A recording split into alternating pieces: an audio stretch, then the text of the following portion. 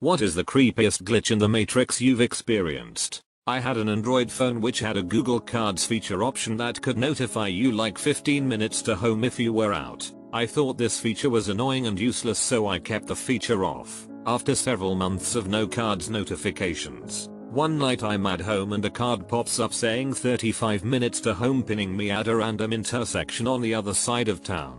Let's call it First Street. Story, I think. That's weird. I'm not even way over there. I don't even know where that is. I've never been to that area. I go to my card setting to turn it back off, but it's already turned off. That's weird. Next night, exact same thing happens. 35 minutes to home from First Street. Story, what the? Still definitely not over there. Check cards feature and the notifications are still turned off, so no idea why I'm getting a notification. Few days later, a friend and I are out running errands and he misses his intended exit, so he takes the next one. Once on the streets, I ask, where are we? I've never been over here. Suddenly a car to our right tries to turn left and crashes right into us. Messed up the wheel to be unable to turn, so he pulled forward to the curb to call it our truck. We had our kids in the car, so I call my sister to pick us all up. When my sister asks me for the location, I look up at the street signs.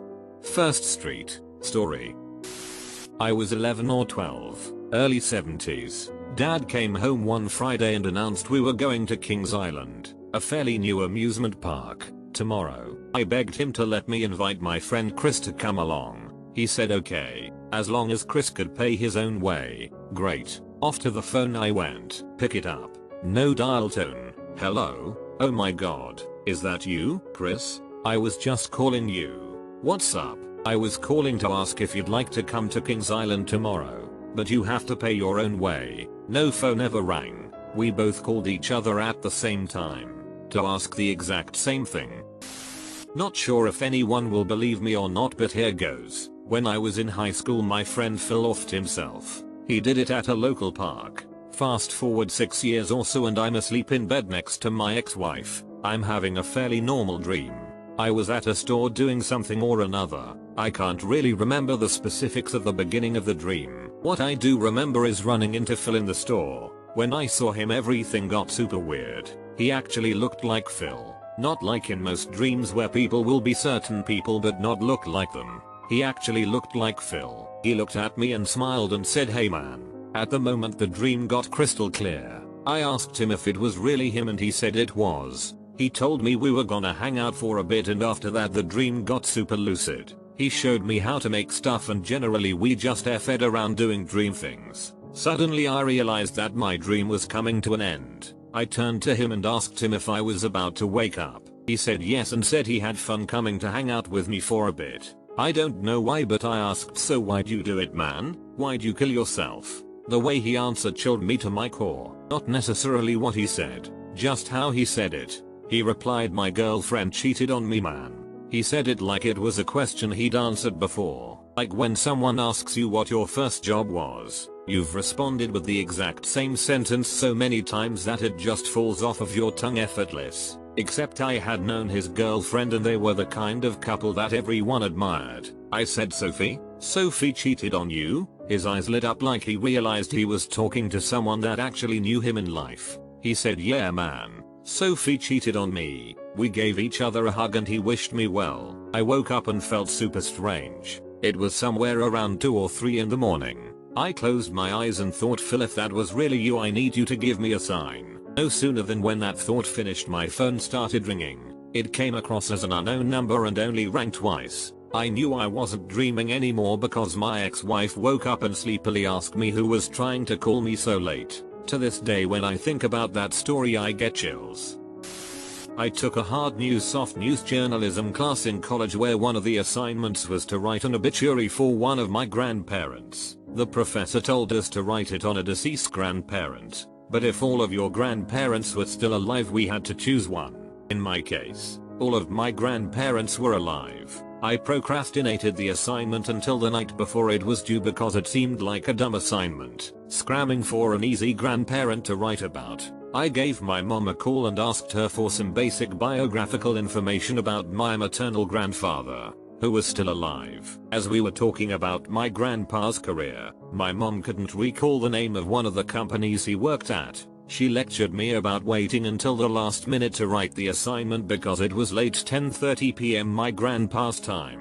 However, she said she would give him a call to see if he was still awake and be able to answer that question once my assignment was due the following morning. When my mom called my grandpa, my grandma answered the phone in a panic. My grandma frantically explained that the paramedics had just arrived and were performing CPR on my grandpa because he had stopped breathing and passed out. My mom was able to stay on the phone with my grandma until they took my grandpa to the hospital, where he was declared dead. In the time my mom and I had been talking on the phone about my grandpa's obituary, he was dying, out of the blue. At that, he had been otherwise healthy considering his age. We ended up using the obituary I wrote for that writing assignment as his actual obituary. Still freaks me out when I think about the timing. Was going down the stairs and went past my brother who was coming up the stairs. Said hi and he sort of mumbled back. Got downstairs and walked through to the kitchen, only to find him standing there. WTF. I've had a crazy similar thing happen. It was like 4 in the morning and I'm quite the night owl, so I'm headed downstairs to grab something to drink. The kitchen is separated from the living room by a dividing wall, but I realize someone is in there because I can see a person's shadow from around the corner. I think to myself, oh Romit must be up already. Maybe he has something to do. So as I turn corner I say, hey, insert Romit's name. Good morning. And immediately feel like an idiot and get a chill up my spine because no one is in the kitchen besides me. I search the entire first floor of the house frantically and no one is there. So I head back upstairs and knock on my roommate's door. No answer, so I slowly open the door. Roommate is passed out asleep and doesn't seem like he is waking up anytime soon. There is no way he could have made it back up to his room that fast without running, and I would have noticed because the floors are creaky, especially on the staircase. When he woke up in the morning I told him about what had happened. His eyes got real wide and he turned pale. He looked me right in the eye and said, "That isn't a funny joke, don't F with me." Turns out he had been having bad dreams all night about someone being in the house who shouldn't have been. But whenever he confronted the person he could never see their face. All that was there was a black silhouette. Haven't had that experience since and we agree not to talk to each other about it. On a Friday, I got up to go to class and had one of those mornings. Broke a glass getting something to drink. Tripped over something going to my car. Was late to class due to a wreck on the way there. Not me, thankfully. While at school we heard about a plane crashing. Something about the wings blowing off. Went to work. Went home. The next morning my roommate wakes me asking if I'm skipping class today. After he convinces me it is still Friday I get up and go to class. After noticing the glass I broke is not broke. On the way I pass the same wreck in the same spot. All day I wait to hear about the plane but it never happens. Ends up kinda a normal day. The next day they arrest the shoe bomber and I have wondered if someone rewound that day to stop him and somehow I didn't reset with it. This is late and pretty stupid, but why not? I was once showering and after about 10 minutes in the shower I hear something ping and hit the floor. I looked down and saw a penny. I was pretty perplexed as you can imagine, but figured whatever, I'll keep it as I imagined it could be good luck. I kept the penny in my wallet for a few years in a zip side pouch. I never really told anyone because it was kind of pointless to talk a random penny I was superstitious about. So a few years later while at a music festival, a girl in our tent woke up to a penny in her butt crack. We all laughed it off as having a wild night. However, I remembered the penny I had, and when I looked in the zipped pouch I was shocked to find it was gone. I told my friends and they didn't believe me. I think they threw that penny away too. Had a dream of some kid that I had never seen before dancing at a busy party. He was wearing a blue shirt, black pants, had Bieber hair, and there was a purple strobe light on the wall behind him. Wake up, think to myself, huh, what an odd dream, and carry on with my life. Several years later I was at my cousin's wedding reception, chillin' and hanging out with a different cousin. Music comes on and we start jumping up and down, and then I realize that I was reliving the dream. Same clothes, same hair, same purple lighting in the background. I'm a security guard at a distribution warehouse. Sometimes I have to work graveyard shift. During this time the only people on the premises is me and a rare truck driver bringing in a late load. Our guard shack is concrete with sliding glass doors on the sides, no locks, and big windows in front and back. Sometimes when I'm the only person on the premises, I'll see a reflection of someone walking past the shack. Every inch of this shack and the yard is covered by security cameras. No one has shown up on the footage when I see these reflections. Wasn't all that weird I guess, but still.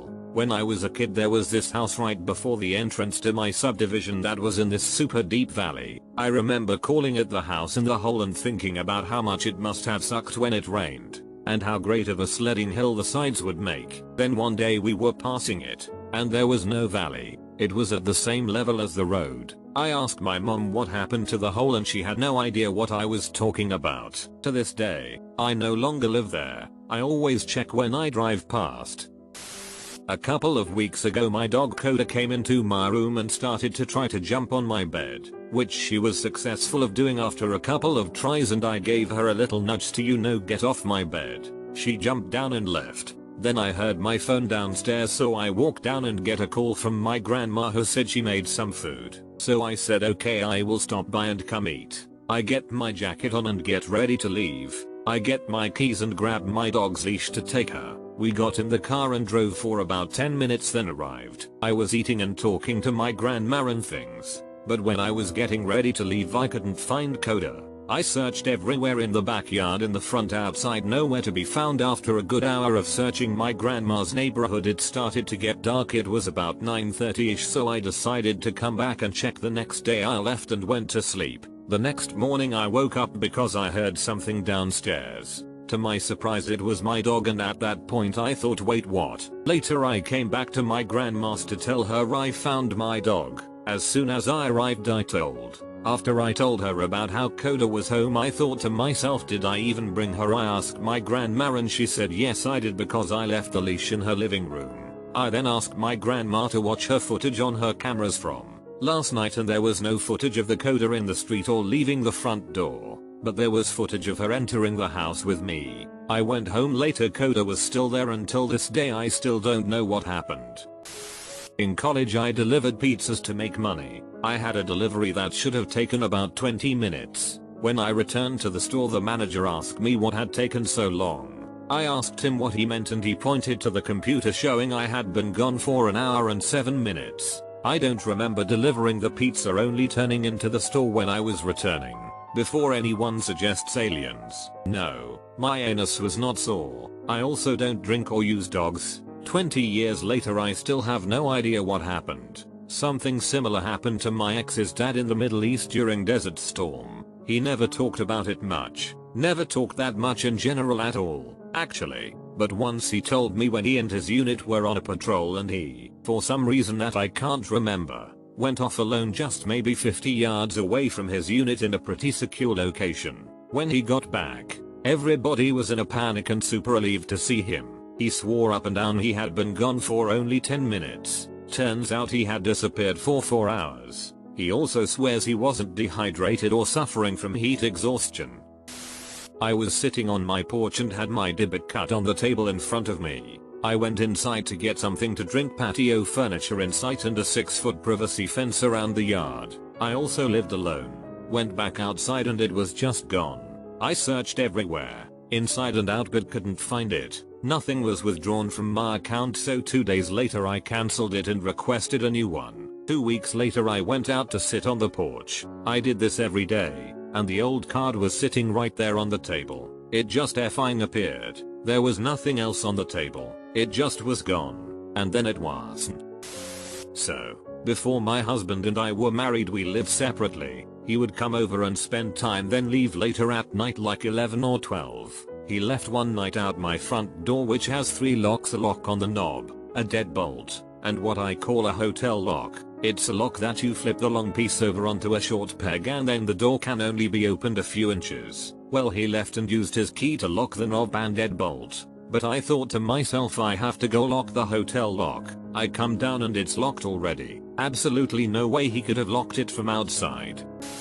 I've wrote about this before. It's one of the weirdest things I've experienced. When my now ex Boyfriend had just gotten together. I went out and bought him some new shirts. We had just fallen in love and I saw a shirt that said love life on it in big red bold letters. The shirt was all white with only the words on the front. It was a little inside joke between us, I guess, because we would use that phrase to describe our life and named our business Love Life. He really loved it and wore it a lot before it sat in the closet for a couple years. Well, a couple years go by and let's just say Love Life was a horrible definition of our relationship. He was horrible. Anyways, I'm cleaning out the closets, getting rid of old clothes, and there's the shirt. I pull it out and the shirt now reads Low Life the exact same way it looked before, but it says Low Life. I immediately ask him if he remembers the shirt and what it said, and he tells me Love Life. Well, as soon as I show him the shirt he flips out the same way I did. Both of us know that the shirt never said Low Life. Why would I buy anyone a shirt that said that, let alone my boyfriend?